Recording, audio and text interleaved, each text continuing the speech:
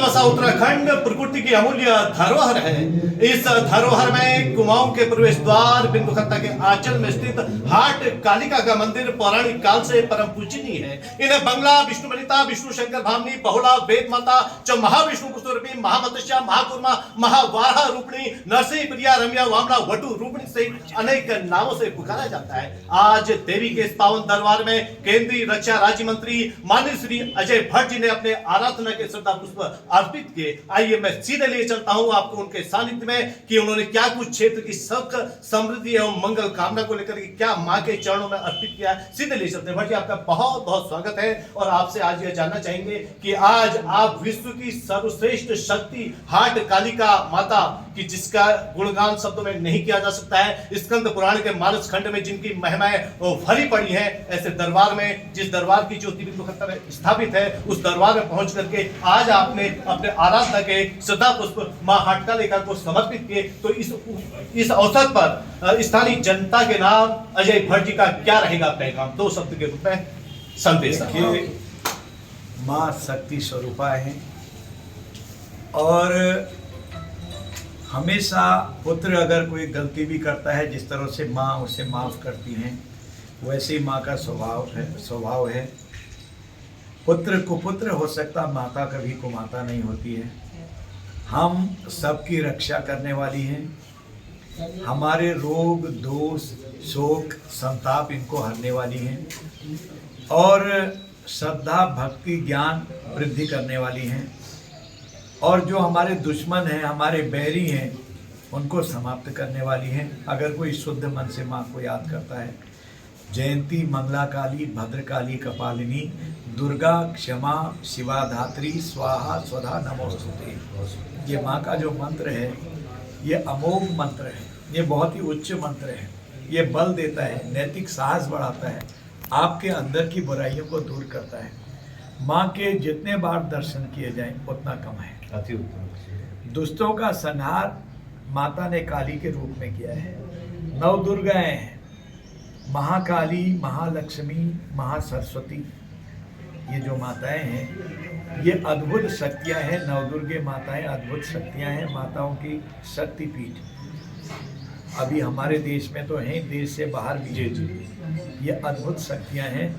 शक्ति स्वरूपा माता की कृपा सब पर बनी रहे, हमारे देश पर बनी रहे, हमारे प्रदेश पर बनी रहे, मेरे क्षेत्र के लोगों पर बनी रहे।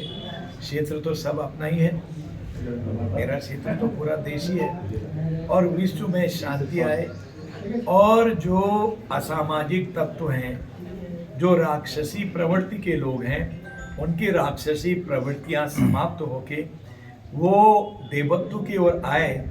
और जो फिर भी नहीं आते हैं तो उनका मस्तक मर्दन हो, उनका समापन हो, ताकि वो मानवता के लिए खतरा न बन पाए।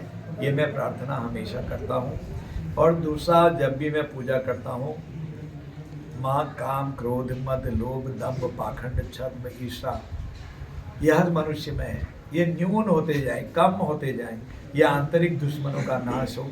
मनुष्य का स्वभाव है, झूठ भी बोलता है, कुकर्म, दुष्कर्म, पाप कर्म जितने जाने अनजाने में हो जाते हैं, उसे माफ़ करके कभी भी ऐसे काम हाथ से ना हो। जितने हो सत्कर्म हो, ऐसी कृपा करें माँ। बिना आपकी कृपा के ये संभव नहीं है। मैं सभी जनता से प्रार्थना करता हूँ, माँ शक्ति स्वरूपा है। हमेशा माँ के भजन कीर्तन, उनका जप, उनके प्रति स्नेह अनुराग रखना चाहिए।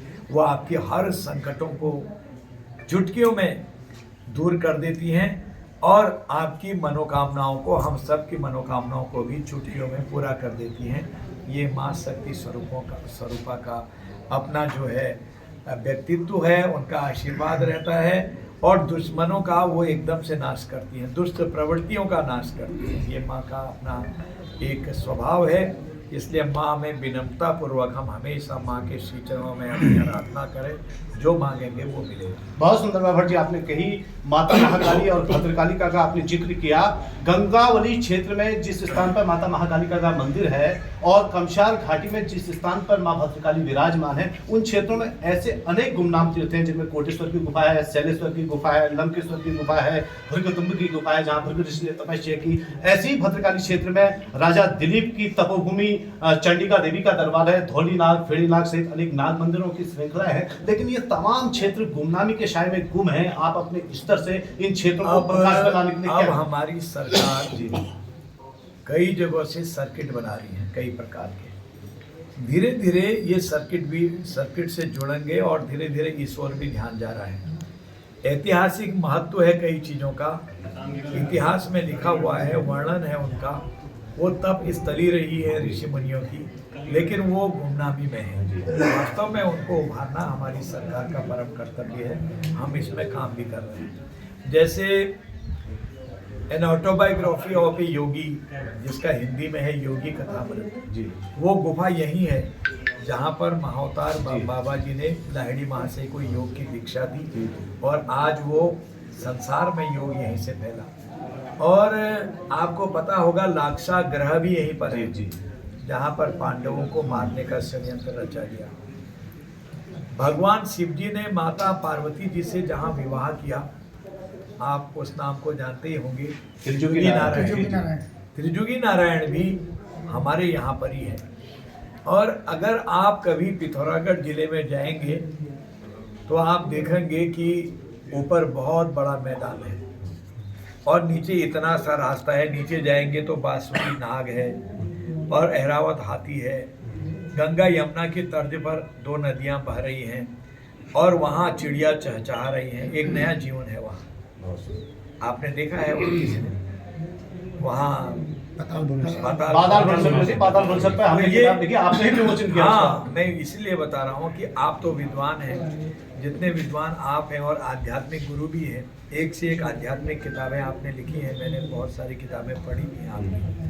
तो आपकी वाणी में सरस्वती माता का वास है। ये तो सब आपका स्नेह है, लेकिन मैं एक चीज और जानना चाहूंगा आपसे इसी बीच में। यह वर्तमान युग राम का युग है और हमारे उत्तराखंड में हम यदि कालीकोट से शुरू होते हैं तो महर्षि पुलस्त्य ऋषि की जो भूमि है, रावण के जो दादाजी रहे वो राम से जुड़े रहे। और उत्तर भारत का जो रामेश्वर है घाट पनार के पास, वो भी गुमनामी के साए में है। जिस पाताल भुवनेश्वर का आप जिक्र कर रहे हैं, उस पाताल भुवनेश्वर की खोज भी रामचंद्र जी के पूर्वज राजा ऋतुपर्ण जी ने की थी। और राजा दिलीप की जो गुफा है वो भी रामचंद्र जी के पूर्वज रहे, चंडिका गुफा। तो उन क्षेत्रों के विस्तार के लिए आप अपने स्तर से क्या प्रयास करेंगे, क्या प्रयास कर रहे हैं? हमारी राज्य सरकार इसको करती है जी। और कभी मैं आपके साथ बैठ के इन सारी चीज़ों को लिस्ट बनाऊंगा। मेरी कृपा होगी आपकी अगर आप एक लिस्ट भेज देंगे इनके बारे में, मैं अपने मुख्यमंत्री जी से भी बात करूंगा। बहुत सुंदर बात आदरणीय भट्ट जी, आपने अपना अमूल्य समय हमें प्रदान किया। आपका बहुत बहुत धन्यवाद। और हम भी इस तरह से कामना करते हैं कि आपका जीवन यशस्वी और मंगलमय रहे और आप हमारे बीच में इसी तरह पहुंचकर अपना स्नेह व आशीर्वाद बनाए रखें। हाट कालिका मैया की जय।